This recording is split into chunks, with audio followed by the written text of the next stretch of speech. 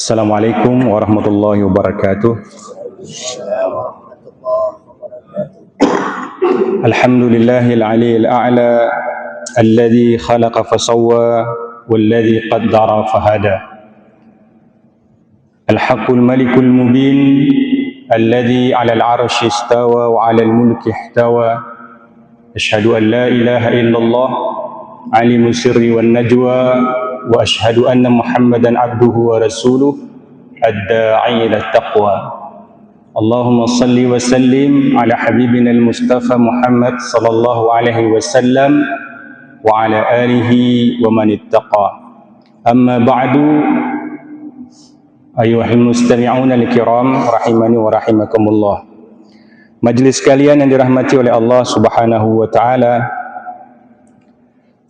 pada kesempatan yang diberkati ini, sebagai ulang kaji bagi kita bersama adalah firman Allah dalam surat Al-Lail ayat 5 sampai dengan ayat yang ke-11.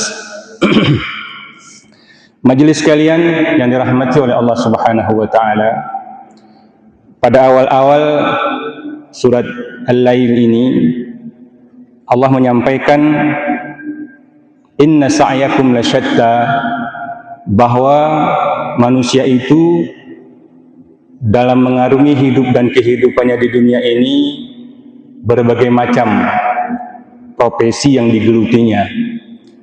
Semua profesi itu dibenarkan asalkan sesuai dengan perintah Allah Subhanahu wa ta'ala. Dari seluruh profesi itu Allah mengingatkan, fa'amma man a'ta wattaqa. Adapun orang-orang yang dari hasil profesi yang digelutinya itu, dia mau memberikan sebagian daripada rezekinya dan dia bertakwa kepada Allah, wasaddaqa bil husna, dan dia yakin bahwa setiap apapun yang dia kerjakan akan mendapatkan pahala dari Allah Subhanahu wa taala atas kebaikan yang dia lakukan, fasanuyassiruhu lil yusra, maka kami, kata Allah, pasti akan mudahkan jalan hidupnya. Jadi majelis jamaah salat subuh yang dirahmati oleh Allah Subhanahu wa taala, para pendengar radio RRI, para pemirsa Masjid Agung Ruhama TV, kalau kita ingin hidup kita itu dimudahkan oleh Allah, karena ketika Allah memudahkan hidup kita, maka tidak ada seorang manusia pun yang bisa menyulitkan hidup kita. Ketika Allah ingin memberikan sesuatu kepada kita, maka tidak ada satu manusia pun yang bisa menghalangi pemberian Allah itu. Dan begitu pun sebaliknya, ketika Allah ingin memberikan sesuatu yang barangkali menurut pemikiran kita tidak baik kepada kita, maka tidak ada seorang pun yang bisa mencegahnya. Fasanuyassiruhu lil yusra. Lalu bagaimana mendapatkan agar hidup kita itu lebih mudah? Tidak sulit, tidak nyanyah. Kata Allah, fa'amma man a'ta wattaqa wa saddaqa fil husna fasanuyassiruhu lil yusra. Orang-orang yang mau memberikan atau mengeluarkan infak dari sebagian hasil profesi yang dia geluti, dan dia bertakwa kepada Allah, artinya usaha profesi yang dia lakukan itu berada dalam jalur yang telah ditetapkan oleh Allah, tidak melenceng, tidak lari dari garis yang telah ditetapkan. Wasaddaqa bil husna, dan dia yakin apapun yang dia lakukan itu pasti akan diketahui oleh Allah, maka kami akan mudahkan hidupnya. Faman ya'mal mithqala dzarratin khairan yarah wa man ya'mal mithqala dzarratin syarran yarah. Orang sering mengartikan atom, seketir atom atau sebiji sawi. Tapi yang jelas Allah tidak mengatakan secara eksplisit sawi atau atom. Yang jelas Allah katakan kepada kita bersama, sekecil apapun, ya, sekecil apapun, yang paling kecil sekalipun, kebaikan yang kamu lakukan, kata Allah, Allah pasti akan memberikan ganjarannya. Demikian juga sebaliknya, sekecil apapun kejahatan, kemaksiatan yang kalian lakukan, yang barangkali orang lain tidak tahu, tapi yakinlah Allah tahu, dan kejahatan yang kita lakukan, kemaksiatan yang kita lakukan itu pasti juga akan diberikan ganjaran oleh Allah Subhanahu wa Ta'ala. Mungkin di majelis ini atau di masjid ini kami sering mengulang-ulang, Allah memberikan perumpamaan atau contoh yang sangat luar biasa kepada kita bersama. Di daerah Syam, Jordan dan Palestina, atau bahkan mungkin sekarang Israel itu, ada sebuah laut yang sangat terkenal di situ. Bahkan orang kadang-kadang pergi ke situ khusus untuk mengunjungi laut ini. Pertama namanya Laut Mati, satu lagi namanya Laut Galilea. Ya, Laut Mati dan Laut Galilea ini dua-duanya sama-sama dialiri oleh sebuah sungai, namanya Sungai Jordan. Sama-sama dialiri oleh sebuah sungai. Artinya air yang datang ke Laut Mati dari Sungai Jordan juga, air yang sumber air dari Laut Galilea itu juga sumbernya dari Sungai Jordan. Tapi sifat dan karakteristik dua laut ini berbeda. Laut Mati itu sama seperti namanya. Tidak ada tumbuhan yang hidup di sekitar Laut Mati. Tidak ada ikan di Laut Mati. Bahkan orang pergi ke sana, kalau sampai terminum airnya itu bisa-bisa keracunan. Berbeda dengan Laut Galilea. Banyak tumbuhan atau tanaman-tanaman atau senuun yang bisa ditanam seputar Laut Galilea. Ada ikan di Laut Galilea, ada kehidupan di Laut Galilea.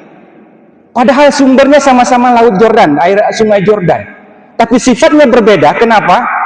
Karena Sungai Jordan, Laut Galilea itu, setelah dia menerima aliran Sungai Jordan, dia alirkan kembali airnya itu ke sungai-sungai kecil lainnya. Laut Mati, air Sungai Jordan yang diterima itu dipendam sendirinya, tidak mau dialirkan, sehingga baunya pun membusuk dan sangat menyengat hidung sekali. Majelis yang dirahmati oleh Allah Subhanahu wa Ta'ala, fenomena alam ini kiranya bisa menjadi pelajaran yang berharga bagi kita bersama. Air itu kalau terus dialirkan, maka insya Allah tidak akan ada penyakit yang hidup di situ. Tapi kalau air itu mengendap di sebuah tempat dalam waktu yang lama, perlahan tapi pasti akan timbul, akan tumbuh, akan berkembang biak sumber-sumber penyakit dari situ. Sama juga dengan rezeki Allah Subhanahu wa Ta'ala ini. Semua rezeki yang ada di dunia ini itu bersumber dari satu, yaitu Allah Ar-Razzaq, Maha Pemberi rezeki.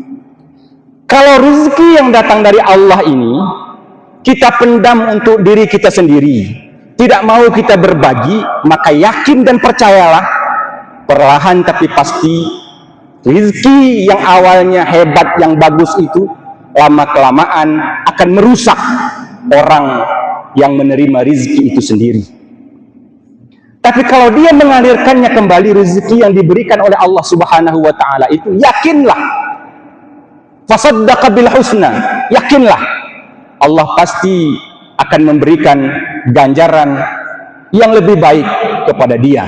Man jaa bil hasanati falahu asyru amsalihha.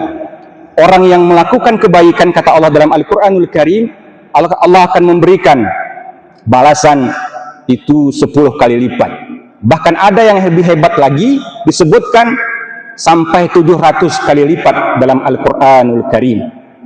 Seperti sebuah benih, dari benih itu tumbuh 7 tangkai, dari 7 tangkai itu tumbuh lagi 100 benih yang lainnya. Majelis yang dirahmati oleh Allah Subhanahu wa Ta'ala, Masjid Ruhama ini hadir, salah satunya adalah untuk apa yang kami sebut sebagai mengalirkan rezeki dari Allah Subhanahu wa Ta'ala kepada orang-orang yang berhak menerimanya.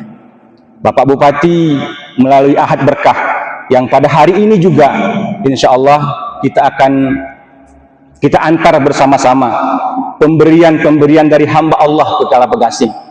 Kiranya seluruh jamaah yang dirahmati oleh Allah hadirlah bersama-sama ke sana. Beda rasanya ketika kita melihat langsung hamba Allah Subhanahu wa Ta'ala yang berkesusahan, yang susah hidupnya, dan bagaimana sambutan yang mereka berikan kepada orang-orang yang memberikan sedekah kepada mereka itu. Luar biasa. Dan dan rasa ini akan susah kita dapatkan kalau kita tidak langsung melihat secara kasat mata apa yang terjadi, secara langsung apa yang terjadi pada saat itu. Majelis yang dirahmati oleh Allah Subhanahu wa Ta'ala, Allah melanjutkan, wa amma man bakhila wastaghna wa kadzdzaba bil husna fasanuyassiruhu lil usra. Adapun orang yang kekulit liat ini, majelis yang dirahmati oleh Allah Subhanahu wa Ta'ala, sudah dibakar, dikerut, direbus, liat ilan agar dari kekulit liat. Orang gayo itu memberikan peribahasa yang luar biasa. Ucit, ketika menggambarkan ucit itu oleh orang gayo disebutkan dengan kekulit liat. Bakhil, wa amman bakhila wastaghna, dan tidak mau menginfakkan, tidak mau mentaati perintah Allah Subhanahu wa Ta'ala, wa kadzdzaba bil husna, dan dia tidak yakin bahwa yang dia lakukan itu akan diberikan balasan oleh Allah, fasanuyassiruhu lil usra, kami pasti akan susahkan hidupnya. Majelis yang dirahmati oleh Allah Subhanahu wa Ta'ala, Syekh Mutawalli Asy-Sya'rawi menyebutkan dalam sebuah kesempatan, al-mal huwa adna darajat rizki. Harta itu sesungguhnya kalau kita buat tingkatan-tingkatannya, harta itu berada pada level yang paling bawah. Tingkat rizki yang paling bawah itu namanya harta. Wasihah a'la darajat rizki. Kalau harta yang paling bawah, yang paling tinggi itu adalah kesehatan. Kita akui atau tidak, kesehatan itu mahal sekali. Harta yang paling bawah, kesehatan yang paling tinggi. Jangan mengorbankan kesehatan untuk mendapatkan harta. Karena kalau kita mengorbankan kesehatan untuk mendapatkan harta, kelak kita akan mengorbankan seluruh harta itu untuk mendapatkan kesehatan. Wal waladus salihah afdalu darajati rizki. Anak-anak yang saleh itu adalah derajat rizki yang paling mulia. Waridallah tamamur rizki, dan ridha Allah itu adalah rizki yang paling sempurna. Banyak orang ucit, kekulit liat, tapi nampak ini makin kaya. Jangan terlena dengan yang seperti itu, karena boleh jadi dia pada tingkat harta belum tentu dia bisa mendapatkan anak-anak yang saleh dan saleha. Belir tai, anaknya kucar kacir, umahnya kucar kacir, berbedewa, tidak ada ketenangan di sana. Beli hartai, tapi turah beruak rumah sakit sehingga mengeluarkan hartanya juga. Allah janjikan dalam Al-Quran itu, fasanuyassiruhu lil usra. Orang-orang yang bakhil, ucit, kekulit liat, dan tidak yakin akan ganjaran yang bakal diberikan oleh Allah, fasanuyassiruhu lil usra, kami pasti akan menyusahkan hidupnya. Wa ma yughni anhu maluhu idza taradda. Pada saat itu dia baru sadar bahwa hartanya itu tidak ada manfaat apapun bagi dia kalau dia tidak menafkahkan di jalan Allah Subhanahu wa Ta'ala. Demikian yang dapat kami sampaikan, mudah-mudahan ada manfaatnya. Kepada Allah kami mohon ampun, pada majelis sekalian mohon maaf atas segala kesalahan dan kekurangan. Kami akhiri wabillahi taufiq wal hidayah. Assalamualaikum warahmatullahi wabarakatuh.